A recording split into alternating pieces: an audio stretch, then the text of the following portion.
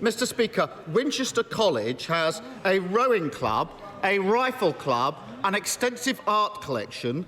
They charge over £45,000 a year in fees. Why did he hand them nearly £6 million of taxpayers' money this year in what his Levelling Up Secretary calls egregious state support? Prime Minister. Mr. Speaker, I'm pleased he wants to talk about schools, because we recently announced billions more funding for our schools. We're helping millions of the most disadvantaged children catch up with their lost learning. And we're driving up school standards, Mr. Speaker. But during COVID, he wanted to keep schools closed. We shouldn't be surprised, because I listen to parents and he listens to his union paymasters. Mr. Speaker, his Levelling Up Secretary, I see him down there, who, after all, was Education Secretary for 4 years, said you could scarcely find a better way of ending burning injustices than scrapping these handouts. And here's why, and he talks about driving up standards. Just down the road in Southampton, and he'll know this, 4 in every 10 pupils fail their English or Maths GCSE this year. 4 in 10.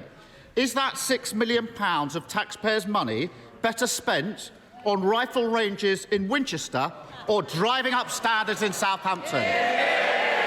Prime Minister. Well, Mr. Speaker, he talks about school standards. It's under a Conservative government, and thanks to the reforms of the former Education Secretary, that now almost 90% of schools are good or outstanding. That's when we came on. But Mr. Speaker, whenever he attacks me about where I went to school, he is attacking the hard-working aspiration of millions of people in this country.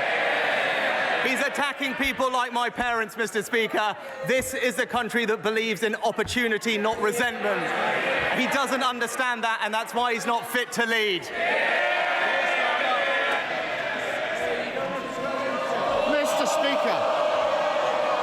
Mr. Speaker, if he thinks the route to better education in this country is tax breaks for private schools in the hope they might hand some of that down to state school, that's laughable. Trickle-down education is nonsense. And, Mr. Speaker, it's not just the Levelling Up Secretary. His Education Minister sitting there asks, how much better would it be if Conservatives got rid of these handouts? He talks about his record. It's simple. He can carry on being pushed around by the lobbyists, giving away £1.7 billion to private schools every year, or we can put that money to good use. End the Tory scandal. He talks about his record. Hundreds of thousands of children leaving school without the qualifications that they need. I've made my choice. What's his? Prime Minister. Mr. Speaker, we're improving school standards for every pupil in this country. It's our reforms that are leading to us marching up the PISA league tables for reading, for writing, more good and outstanding schools, more investment in every single school. But he talks about choice. This is about supporting aspiration, Mr. Speaker, and that's what this government is proud to do. Keir Starmer. Mr. Speaker, he really does need to get out more. And he talks about aspiration. Mr. Speaker, they are killing off aspiration in this country, and it's not just education. Why is the dream of home ownership far more remote now than it was when his party came into power 12 years ago? Prime Minister. Well, Mr. Speaker, what have we done in those 12 years? The highest number of new homes started in 15 years. Largest number of first-time buyers in 20 years. He talked about 10 years ago. What do we inherit? The lowest level of house building in a century. Mr. Speaker, would you believe it? Mr. Speaker, the simple fact is this.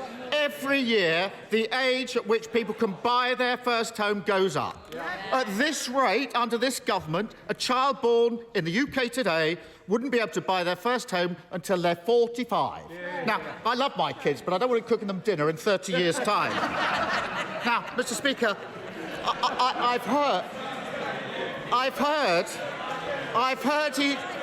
I've heard he's having a relaunch.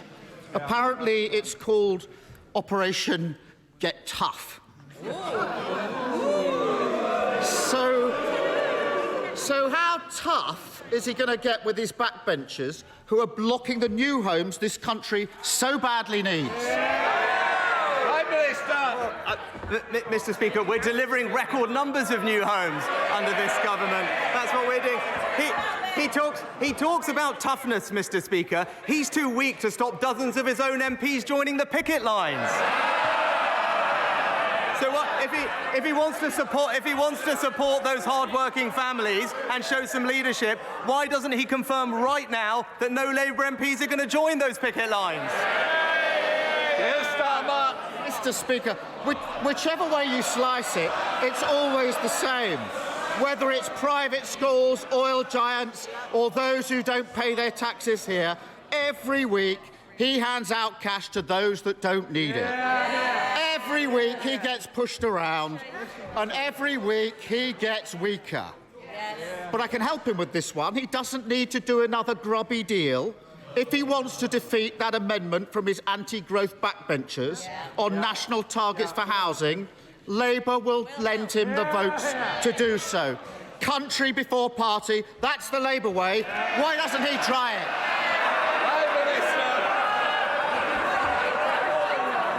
Mr. Speaker, I think we did hear too weak to confirm no one on the picket line.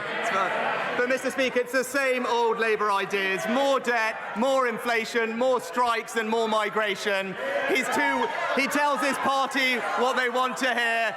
I'll take the difficult decisions for this country, and that's the choice, Mr. Speaker. It's the politics of yesterday with him or the future of the country with me.